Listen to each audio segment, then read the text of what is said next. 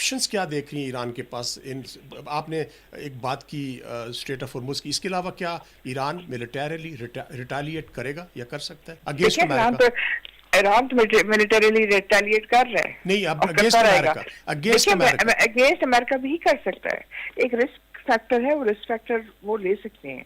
अब जाहिर है ये डिपेंड करता है कि वो किस प्रपोर्शन के ऊपर रिएक्ट करते हैं। अगर तो एक सिंगल स्ट्राइक करते हैं किसी बेस के ऊपर, ये डिपेंड करता है कि वहाँ की जो रीजन है उसको कैसे देखेंगे। चाहे कुवैत है, कतर है, इसी तरह आपके पास बहरीन है और यूएई है।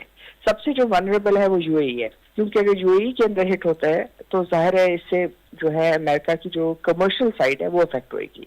कुवैत में, कतर में और जो बहरीन है, इसमें जो है ये स्ट्रेटेजिक उनकी पोस्ट है, मिलिट्री पोस्ट है, ये ऑयल की बेस है, लेकिन जो उनका इकोनॉमिक हब है वो यूएई है। सो अगर इकोनॉमिक हब आप हिट करते हैं तो ये ज्यादा इम्पैक्ट क्रिएट करेगा बानिस्बत इसके कि आप उनका एक मिलिट्री हब अटैक करें। तो क्योंकि आप मिलिट्री, सजेस्ट करिए कि अमेरिका के मिलिट्री टारगेट्स को हिट नहीं किया जाएगा, इकोनॉमिक इंटरेस्ट को किया जाएगा। दिस व्हाट यू से?